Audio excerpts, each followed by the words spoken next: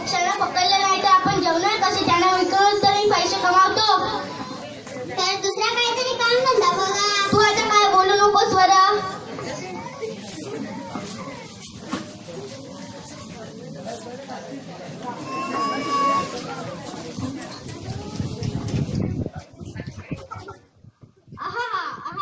एवढी सुंदर चिमणी तिला पकडायला हवं.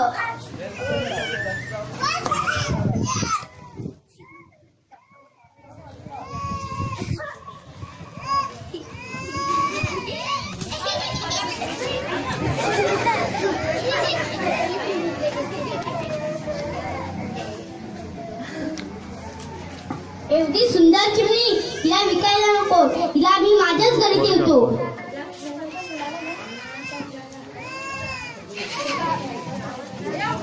ऐकलंस का? हे बघ मी काय आणलंय.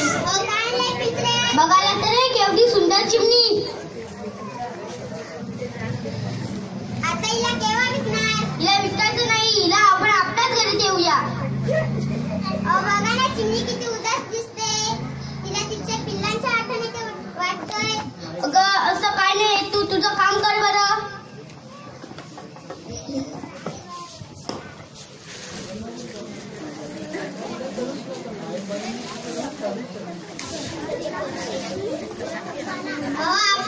आपली मुलगी अजून घरी आलेली नाही. अगं असं कसं होईल? 5 वाजून गेले. म्हणून आपली ईशा परत यायला पाहिजे होती. चल बरं आपण तिला शोधायला जाऊया.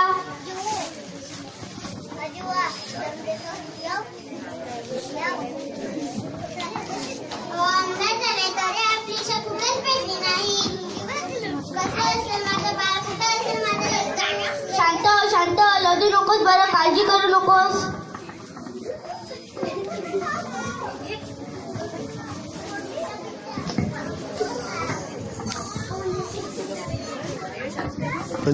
संचिता पुढचे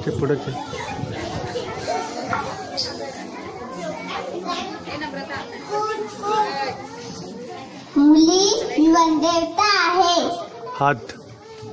मुली मी वनदेवता आहे. मला माहित आहे तुझी मुलगी हरविल्यामुळे तू रडत आहे. हो ती माझी एकुलती एक मुलगी आहे. कुणाच ठाऊक ती कुठे आहे, कशी आहे.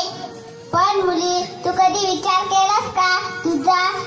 तुझा नवरा माझ्या जंगलातून किती पक्षी पकडतो, शहरात नाही विकतो.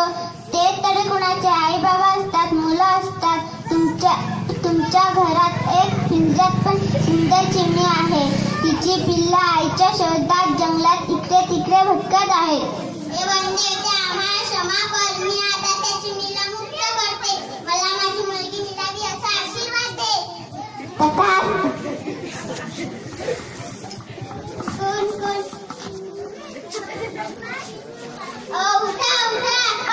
काय झालं? मला आता स्वप्न पडलं होतं. स्वप्नात वनदेवता आली होती. काय म्हणाली वनदेवता? चला बरं त्या पहिले आपण चिमणीला मुक्त करूया. हो चल.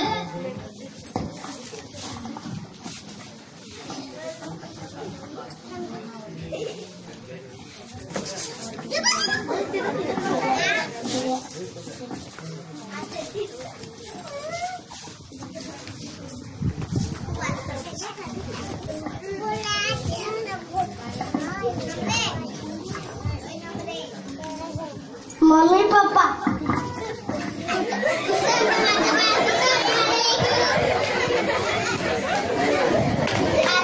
पक्ष्यांना पकडायची सोडून द्यायची नाही. हो आजपासूनच देतो.